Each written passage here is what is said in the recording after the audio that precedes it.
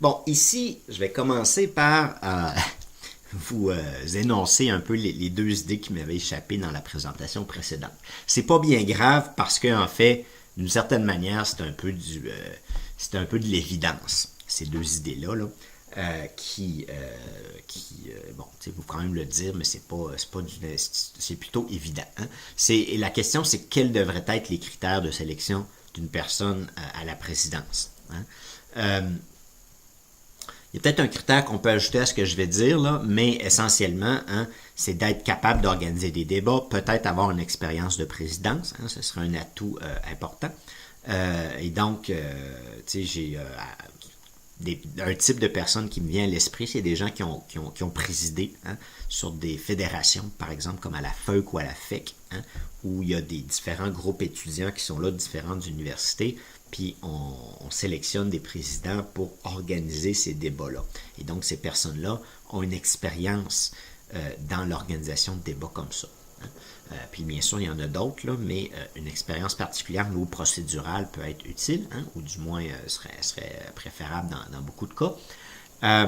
Et l'autre critère, hein, c'est d'être, peut-être d'avoir, ou l'autre élément qui peut, disons, ajouter à une candidature, c'est une expérience dans un rôle un peu rassembleur, hein, que ce soit transpartisan ou en différents acteurs ou des choses comme ça. Tu sais. Il y a deux, en fait, personnes que je connais personnellement qui me viennent à l'esprit qui représentent un peu ça pour moi. Tu sais. Une de ces personnes-là, c'est une ancienne présidente du mouvement pour la démocratie nouvelle, le mouvement démocratie nouvelle, qui, à l'intérieur de ce mouvement-là, tu sais, devait, du fait de son rôle de présidence, organiser, disons, tu sais, jaser avec des gens de toutes les formations politiques, puis un peu être le point rassembleur de tout ça. Hein? Et ça, tu sais, je pense que c'est assez évident que ça peut être un atout majeur. Ceci étant dit, il ne faut pas oublier, en revanche, tu sais, que ça pourrait arriver aussi que le but, ce ne soit pas de construire un consensus, mais à un moment donné, peut-être constater qu'il y a une dissension. Il pourrait y avoir, je sais pas, 60% des citoyens qui vont dans un bar, 40% de l'autre, puis là, il faut avoir il faut appeler au vote, hein, essentiellement, puis que ça soit exprimé, puis qu'on comprenne qu'on va dans un sens à cause de ça, puis de faire en sorte que le processus soit bien mené pour être légitime, si on peut dire. Hein. Et donc, c'est pas juste une question de rassembler les gens puis d'aller chercher des consensus. Oui, dans une assemblée citoyenne, on peut imaginer que c'est plus le cas, mais il faut aussi avoir l'autre versant d'une certaine manière, être capable d'être juste hein, dans ces choses-là. Mais c'est sûr qu'une personne qui a une expérience comme celle-là pourrait être utile. Une autre personne qui me vient à l'esprit n'est pas une personne publiquement connue au Québec, mais qui, en tant que consultant, hein, joue un peu un rôle de rassembleur comme ça, entre différents acteurs qui ont tendance peut-être à tirer la couverte fortement de leur côté, hein, pour ne pas dire peut-être se chamailler, et qu'une personne qui, encore une fois, une expérience de ce type-là, pourrait être fort utile pour une assemblée. Hein. Puis donc, ces deux grands critères-là, on s'entend là que, d'une certaine manière, ça relève de l'évidence. Hein. Puis le troisième que j'ajouterais peut-être, hein, c'est de ne pas être une personnalité médiatique connue. Hein. En ce sens que ça permettrait à cette personne-là de ne pas indirectement ou de ne pas avoir les médias qui lui courent après pour avoir son opinion. Hein. Même si on lui met en place une règle qu'elle ne peut pas s'exprimer aux médias au nom de l'Assemblée, disons que ça simplifierait les choses pour cette personne-là. Encore une fois, ce troisième-là, ça dépend peut-être. On peut le laisser plutôt à l'appréciation des citoyens, mais je recommanderais quand même une règle comme celle-là. Hein. Ceci étant dit, hein, le propos principal donc de cette présentation-ci est illustratif de ce qui est dit dans celle qui précédait. Hein. Dans celle qui précédait, j'ai énoncé les principes, hein, les grandes idées qui, derrière la différence dans ce que je proposerais comme critère de présidence, puis dans ce qui s'est fait dans ce cas-ci avec l'Assemblée Constitution, qui est encore une fois illustratif pour l'exemple. Mais là, je vais expliquer un peu qu'est-ce qui peut se passer si on suit la voie des gens de l'INM. Hein? Puis pour le faire, malheureusement, je vais rentrer dans une discussion un peu personnelle. Hein? En ce sens que je veux illustrer la chose, entre autres, par ma propre position face à cette assemblée-là. Hein? Donc, ça va relever un petit peu plus de l'histoire. C'est peut-être un petit peu moins plate pour certaines personnes, mais ça va relever un peu plus du type de l'anecdote ou de l'histoire. Donc, personnellement, quand j'ai appris l'existence du groupe Constitution, je me suis dit, hey, c'est le fun. Il y a quelque chose qui... J'avais déjà travaillé sur l'idée d'Assemblée constitutionnelle il y a 10-15 ans. Puis j'avais un peu continué de le faire entre-temps, là, mais je veux dire, ça fait longtemps que j'ai cette idée-là dans la tête. Puis là, je me suis dit, hey, c'est le fun, il y a quelque chose au Québec qui va exactement dans le sens que je voudrais, d'une certaine manière. Puis là, puis j'ai appris ça avant de venir me réfugier aussi présentement pour une période de retraite. Hein? Retraite, production intellectuelle, là, ou disons méditation aussi, mais une retraite active. Là. Puis je suis encore à l'âge, je peux quand même être productif. Puis on peut toujours l'être. Hein? C'est pas parce qu'on n'est plus dans le système de l'emploi qu'on ne peut pas être utile à notre société. Et donc, j'apprends ça avant de venir ici. Puis là, je me permets de rentrer dans toute l'anecdote, mais là où je venais, je voulais aussi ne pas avoir l'Internet. Puis donc, quand je me suis ramassé à être ici, je suis isolé, j'ai pas l'Internet, puis j'avais quelques informations, en revanche, auparavant, sur le groupe Constitution, que j'avais pu fouillasser quand j'avais encore l'Internet avant d'arriver ici. Puis là, à un moment donné, quand je fouillasse là-dessus, je vois un nom apparaître à la coprésidence, et puis là, j'ai eu une réaction dure. Je ne vais pas vous le cacher, ça avait été un peu psychologiquement dur, en ce sens que j'ai pas été choyé, ou j'ai pas été, c'était pas une réaction bon, clairement, pour être franc, là, c'est une réaction négative. Hein? Pas parce que cette personne-là était une mauvaise personne, mais parce que je connais les positions constitutionnelles de cette personne-là, puis la première réaction, puis là, je le dis aux gens de l'INM pour qu'ils puissent un peu avoir une réaction franche par rapport à peut-être ce que d'autres citoyens aussi pourraient penser. Évidemment, tout le monde n'aura pas la même perspective que la mienne, parce que la mienne est un peu spécialisée, là. Mais quand j'ai vu que M. Turp était à la coprésidence, la raison pour laquelle j'ai eu cette réaction-là, c'est parce que il y a quelques années, j'avais fouillassé sur ce qui se faisait au Québec sur la Constitution. T'sais. Puis là, je vois le nom de M. Turp apparaître, puis j'ai vu qu'il avait produit un projet de loi, puis dans ce projet de loi-là, il y avait le pouvoir constitutionnel. M. Turp suggérait de le donner aux 2/3 de l'Assemblée nationale. Hein. Et pour moi, une proposition comme ça, c'est anathème. Hein. Ça veut dire que je pourrais utiliser des qualificatifs très durs par rapport à une perspective comme celle-là. Hein? Un qui me vient à l'esprit, puis M. Turp me pardonnera pour ma franchise si jamais il écoute ces présentations-ci, mais c'est rétrograde. Hein? En ce sens que pour moi, ce pouvoir-là doit être entre les mains des citoyens, puis donc ne doit pas être entre les mains des élus de 1, mais surtout pas entre les mains des élus aux 2/3, parce que là, ça veut dire qu'un tiers de l'Assemblée nationale pourrait décider de bloquer l'innovation constitutionnelle du Québec dans le futur. Autrement dit, M. Turp voulait enchasser la Constitution, puis dans mon esprit, certainement pas sa perspective à lui, mais pour moi, faire ça, ce serait bloquer le Québec, bloquer le développement constitutionnel du Québec dans l'avenir, mais de ce fait-là, bloquer le Québec. Autrement dit, si M. Turp faisait ça, les idées que je suis en train de proposer ici ne pourraient jamais, disons, de manière constitutionnelle, apparaître au Québec. La seule manière, ce serait de dire on va faire un référendum, mais ce que M. Turp prévoyait pas du moins dans ce temps-là. Puis sur cette base-là, on va dire que l'ancienne Constitution n'est pas légitime puis qu'on en adopte une autre. Mais tu sais, ça aurait provoqué faire ça provoquait une crise constitutionnelle.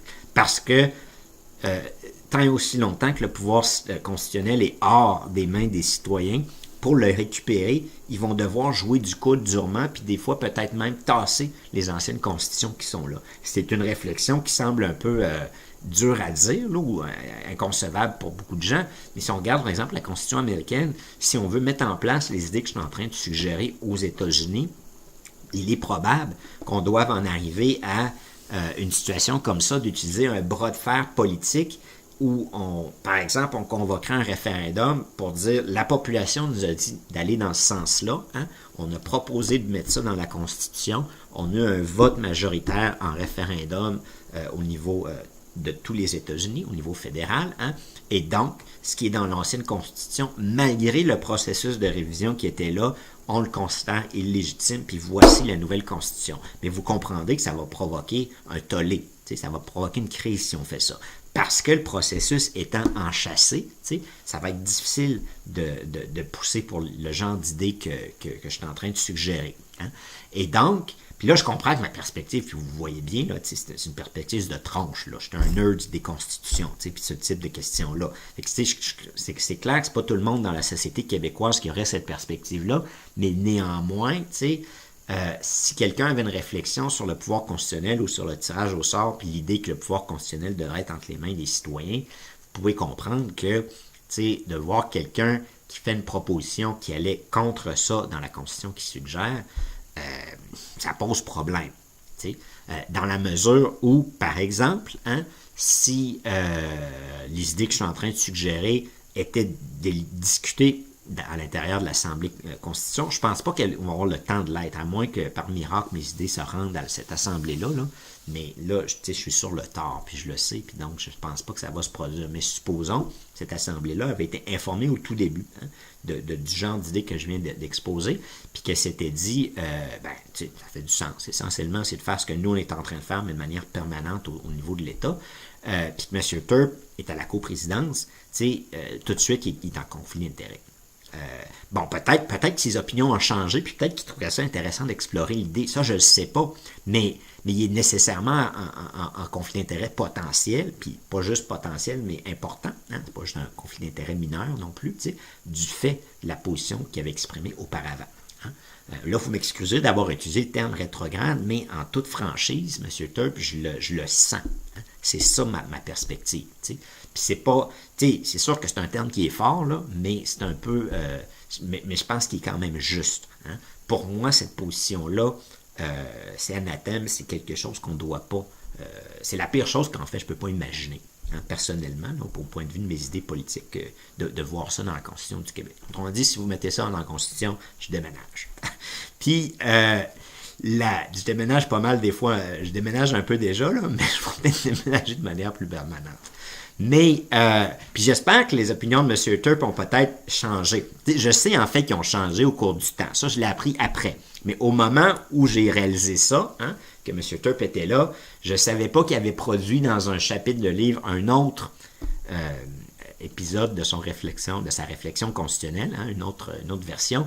Puis dans celle-là, il y avait l'idée que le gouvernement pouvait convoquer un référendum consultatif, puis sur cette base-là, changer la Constitution. T'sais. Bon, je ne suis pas nécessairement d'accord avec la nature consultative du référendum, là, mais bon, ça reste un peu formel, on s'entend, là, mais pas juste un peu, mais on s'entend que si un gouvernement convoque un référendum, puis qu'il y a un oui, il va aller dans le sens qu'il dit. Là.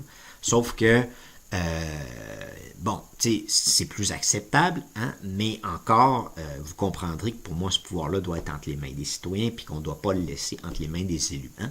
Puis là, ça nous amène au second point. Hein. Puis là, ce qui est drôle, en fait, c'est que, je ne vais pas vous le cacher, moi puis M. Turp, on ne se connaît pas, hein, mais on a quand même des atomes crochus, on a des choses en commun. Peut-être plus... je ne connais pas Mme Prémont non plus, mais on peut dire que ma couleur politique, elle est plus apparentée à celle de M. Turp. Pas que je me situe dans sa formation politique, mais disons que je suis dans les personnes qui veulent un peu le même objectif pour le Québec que M. Turp veut. Hein. Mais ceci pour dire que, bien sûr, M. Turp est aussi en conflit d'intérêts du fait que c'est un ancien député. Hein, puis qui est encore, récemment, il était lié au Parti québécois. En ce sens, ça fait pas longtemps qu'il est ex-député. Puis même si ça faisait longtemps, ça reste un peu, c'est quand même une fonction importante qu'on exerce dans une société. Et donc, de ce fait-là, ayant participé au pouvoir électoral, il va peut-être, pour lui, c'est normal que ça soit là. Hein. Et ça aussi, ça le met, ça viole la première règle que j'ai expliquée, là, mais ça le met aussi dans une situation de conflit d'intérêts. Est-ce que j'ai d'autres choses à dire? C'est l'essentiel un peu de la réaction. Après cette réaction-là, j'ai fait pas mal toutes mes présentations. J'ai commencé à faire ça. Puis là, j'ai eu le temps d'y réfléchir, puis j'ai gardé cette présentation aussi, d'ailleurs, pour plus la fin. Hein. Je suis pas mal sur la fin de mon périple présentation. Je sais qu'il y en a beaucoup, là. Mais vous pouvez croire que vous pouvez vous imaginer que dans mon cas, c'est quand même une longue entreprise. Sauf que, qu'est-ce que je voulais dire? C'est ça. Entre-temps, j'ai pu regarder ce que M. Turp avait dit entre-temps. Il a changé ses idées constitutionnelles, poser des questions aux gens de l'INM, hein, réfléchir à tout ça, prendre un peu de recul puis me dire, bon, j'ai pas pu avoir, c'est con à dire, là, mais j'ai pas pu avoir une jasette avec M. Turp. Puis ça m'aurait donné sans doute une perspective différente. Mais peu importe, ce qui résulterait d'une meilleure compréhension de la personne puis sa perspective, pour moi, hein, j'ose le dire, ce choix-là, cette personne-là, d'une certaine manière, n'est pas à sa place. Hein. Puis je vais expliquer ce que je veux dire par ça, parce que je ne suis pas en train de dire qu'elle ne peut pas avoir une place dans le processus ou dans l'expérience. Mais du fait de ces deux éléments-là, en fait, c'est clair que pour moi, M. Turp ne devrait pas être candidat même au poste de coprésidence. Dans les règles que j'ai énoncées, je l'ai expliqué, mais là, je le répète un peu ici. Ceci pour dire que, j'ai aussi expliqué que le processus que les gens de l'INM ont mis en place avait sa propre logique. Hein. Dans le cas de Mme Prémont, hein, vous m'excuserez, Mme Prémont, si jamais vous écoutez la présentation qui vient d'être faite, mais quand j'ai brièvement vu vos deux noms apparaître, je connaissais déjà les idées de M. Turp, et dans votre cas, je ne savais pas, vous m'excuserez, mais c'est sans doute réciproque, hein, je ne savais pas que vous étiez, comme vous ne savez sans doute pas qui je suis. Et donc, après, hein, je suis quand même, de temps en temps, je vais en ville, puis je me suis mis à fouillasser un petit peu sur les ordinateurs là-bas pour savoir qui vous étiez, puis j'ai écrit aux gens de l'INM pour les questionner. Et puis donc, on m'a dit essentiellement, j'ai trouvé que vous étiez bâtonnière, mais ils m'ont expliqué que vous avez été choisi, entre autres, parce que vous êtes plutôt de l'autre appartenance politique. Hein, pour cette époque-là, au Québec, il y a au moment de la fondation, pas cette époque-là, là, mais au moment où vous avez été sélectionné, votre parti était encore un parti important à l'Assemblée nationale ou le parti majoritaire. Et donc, dans ce cas-là, hein, ce qui est un peu ironique, c'est que bien que moi et Mme Turp, au niveau des couleurs, on n'est pas du tout de la même couleur, hein, puis on pourrait dire, pas du tout, mais on est vraiment très loin. Hein. Pour moi, ce parti-là, c'est un parti que j'aimerais qu'il n'existe pas au Québec. Hein. Vous m'excuserez, Mme Prémont, de le dire comme ça, mais je suis absolument franc. J'ai même mis en place tenté de mettre en place un projet, hein, qui s'appelait le Parti antilibéral du Québec. Fait que vous pouvez comprendre que on s'entendrait peut-être pas exactement sur certaines choses, moi puis Mme Prémont. Néanmoins, je trouve que ce type de personne-là, excluant peut-être une appartenance politique, justement, mais est plus à sa place, hein, que M. Turp, parce que M. Turp, c'est un constitutionnaliste, puis ça a été un ancien député. Hein. Et puis donc, malgré qu'on est tous antipodes, moi puis Mme Prémont, d'une certaine manière, enfin, il faudrait qu'on jase pour le savoir, sans doute pas tant que ça, là, mais on reste des humains, mais je veux dire, politiquement, on est peut-être très distincts. Mais je trouve que néanmoins, ce type de candidature-là est un peu mieux. Hein. En ce sens que, bon, c'est une personne connue, pour moi, ça ne devrait pas être le cas. C'est une personne qui, je connais pas si elle a des affiliations politiques claires. Elle semble pas, j'ai pas rien trouvé sur Internet en fouillant, là. Mais ça serait aussi un facteur d'exclusion. Mais si c'est moins, ça viole moins les règles que moi je mettrais que la personne de M. Turp. Ceci pour dire que, aussi, hein, si on en arrivait, par exemple, à discuter d'une question qui pourrait, entre les citoyens puis une personne qui est d'idéologie rouge au Québec, qui pourrait, disons, créer du mouvement intérieur à l'intérieur de cette personne-là, hein, en bon québécois, que ça la fasse gigoter un peu à l'intérieur. Là aussi, on a une situation où une personne comme ça peut se retrouver très facilement dans un conflit d'intérêts. La question à laquelle je suis en train de penser, c'est celle de la corruption au Québec. Hein. On sait que cette formation politique-là, elle a des scandales qui rôdent autour, hein, pour le dire poliment, là, puis probablement qui vont jusqu'au centre de la formation politique, pour ne pas dire que, dans ma perspective, là, cette formation politique-là est une formation corrompue.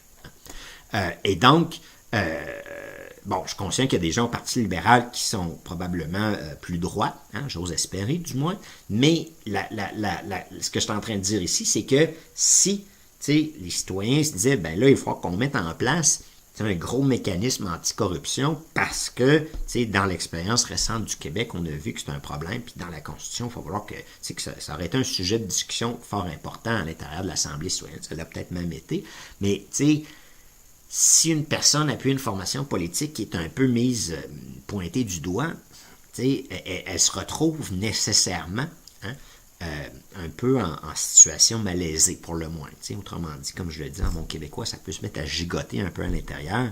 Puis là, dans une position de coprésidence, c'est pas l'idéal. En ce sens que, inconsciemment ou consciemment, une personne pourrait orienter le débat ou taire un débat, plutôt dans ce cas-ci, ou tenter de, je sais pas, comme, contrôler le débat, mais dans le mauvais sens du terme, là, pour pas que ces débats-là se fassent en profondeur. Là, je suis pas en train de dire que ça s'est produit puis que Mme Prémont ferait ça. Je suis en train de dire que en suivant la logique des gens de l'INM puis en choisissant des gens qui participent au pouvoir électoral, on se... Pas exactement on s'empêche, mais potentiellement on s'empêche un peu de tenir certains débats. Et il y a une idée aussi, là c'est une critique qui est plus dure, j'en suis conscient. Je rentre dans Poutine, là, c'est un peu comme on est en famille. Mais j'allais dire qu'on lave notre linge sale en famille, il n'est pas si sale que ça, là, mais je tiens des propos un peu plus rigoureux, si on peut le dire. Voyons, c'était quoi l'autre élément que je voulais dire? Ben, c'est ça. Il y a une idée, puis là, les gens de l'INM me pardonneront, puis même M. Turp puis Mme Prémont, peut-être même les citoyens, mais vous m'excuserez de le dire, mais il y a une idée un peu paternaliste aussi d'avoir des gens comme ça, qui sont un peu, qui incarnent un peu la logique du régime électoral, qui supervise, qui coordonne, qui préside sur l'Assemblée citoyenne. Et ça aussi, paternaliste, pas dans le sens paternaliste ou maternaliste, là, dans le sens d'une élite qui regarde ses enfants peuple, puis qui va décider pour lui à la fin, ou qui s'assure que ça va dans le bon sens, un peu. Encore une fois, je ne dis pas que c'est la perspective, mais il y a quand même le risque que ça donne un peu, ça peut donner cette image-là aussi.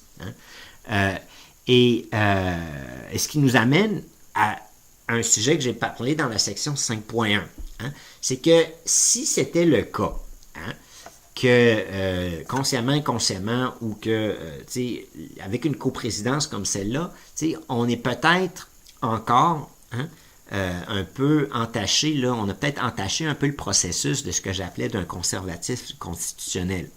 En ce sens que, là, si on regarde en particulier la constitution de M. Turp, M. Turp ne suggère pas des grandes innovations constitutionnelles au Québec. Disons qu'au point de vue du pouvoir constitutionnel, j'ai qualifié sa proposition déjà. Sur le reste, il s'agit plutôt de reconnaître ce qui est là, de le dire, de l'exprimer dans une constitution avec certains principes vertueux, mais qui sont énoncés tout en disant que c'est l'Assemblée nationale qui va décider c'est quoi finalement. Puis donc, le principe énoncé n'a pas vraiment de grande valeur, n'a pas une valeur constitutionnelle qui s'imposerait à l'Assemblée nationale elle-même. Et donc, je ne sais pas si on peut qualifier cette constitution-là d'une constitution conservatrice. Je sais que M. Turp ne se réclame pas, dans ce qu'il dit, du moins, évidemment, d'un titre comme celui-là.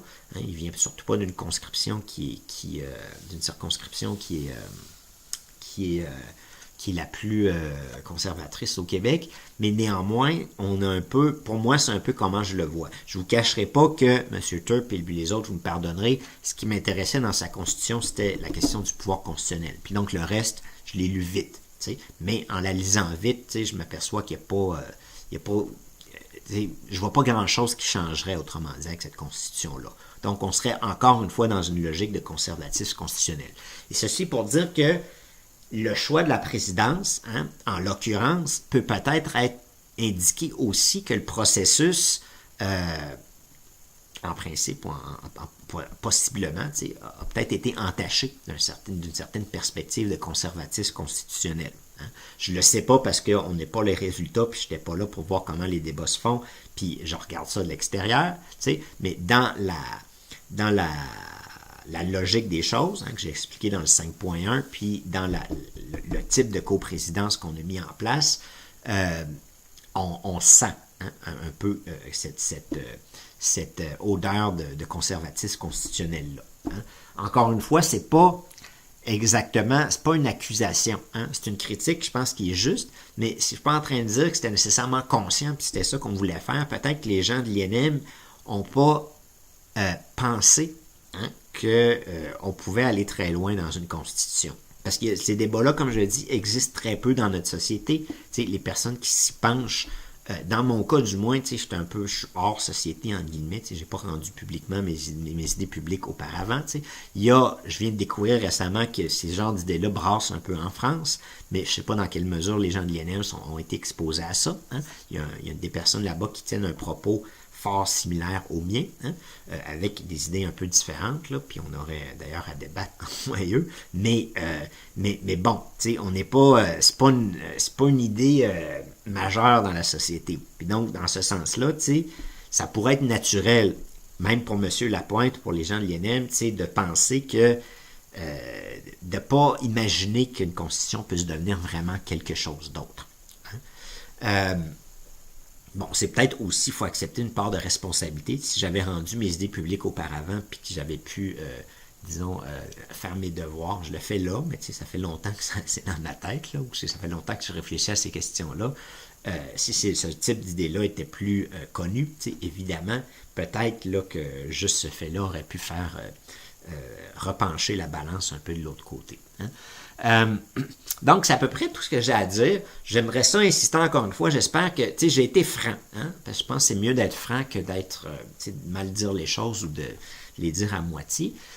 Mais j'espère que j'ai pas froissé personne. Hein, et puis, quand même, j'aimerais ça prendre un petit moment pour remercier ces deux personnes-là pour le travail qu'ils ont fait. Si je comprends bien, ils étaient peut-être bénévoles, hein, et même s'ils ne l'étaient pas, il y a un travail considérable et une implication de temps hein, qui démontre que ces personnes-là ont pris un grand intérêt au sujet puis au processus en question. Et on peut croire qu'ils ont un intérêt à ce que cette idée-là de pouvoir citoyen se perpétue dans notre société.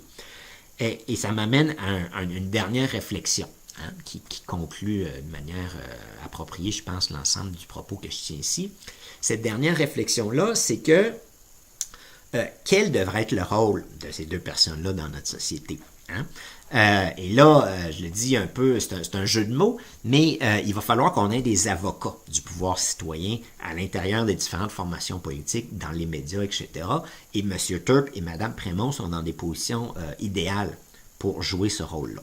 Hein, du fait de la crédibilité de Mme Prémont en tant qu'ancienne bâtonnière du Québec, hein, et du fait de la crédibilité puis de l'expérience de M. Turp dans son domaine, puis on peut même ajouter l'expérience qu'ils viennent d'acquérir dans le groupe Constitution de toute évidence, mais pour moi, leur rôle, c'est à côté de l'Assemblée, comme un peu des chiens de garde qui la défendent puis qui disent au reste de la population, à regarder ce qui se passe là parce que c'est important.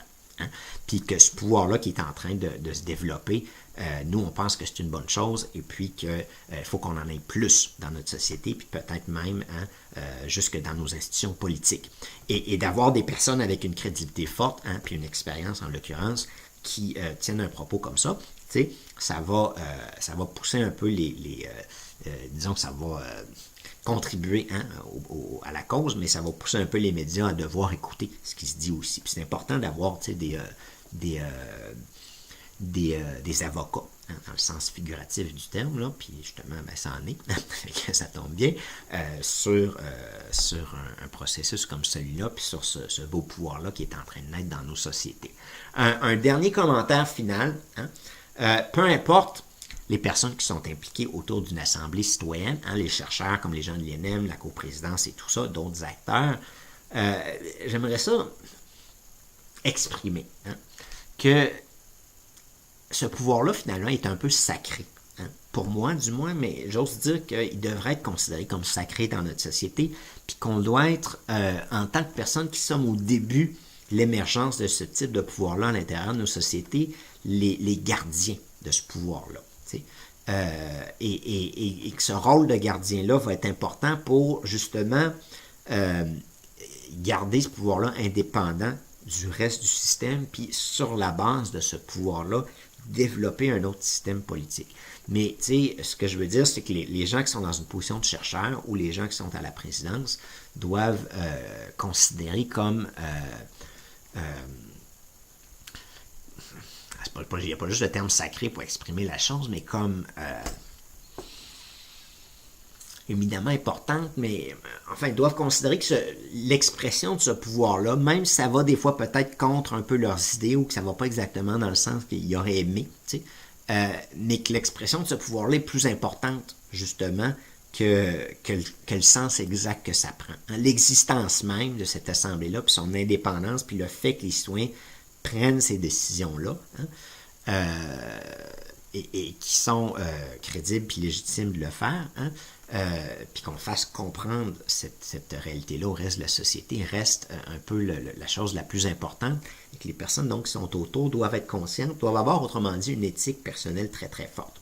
On peut pas celle-là, on peut pas mettre des règles pour ça. C'est pour ça que j'en parle à la fin. On peut pas dire, il faudrait, ça, oui, ça, non. C'est plus, il faut faire confiance à l'être humain, puis, disons, inciter à être bien conscient de l'importance de cette réalité-là, de ce pouvoir émergent-là à l'intérieur de nos sociétés. Donc, ceci dit, j'en profite pour vous remercier tous sur la question, en espérant que les propos que j'ai tenus puissent du moins inciter à la réflexion, puis peut-être mener à un autre type ou à des modifications peut-être éventuellement dans le futur, ou du moins une exploration de différentes avenues dans le futur, et que ensemble, on va pouvoir peut-être construire ce pouvoir-là, et de ce fait-là, être un peu les précurseurs d'une nouvelle société.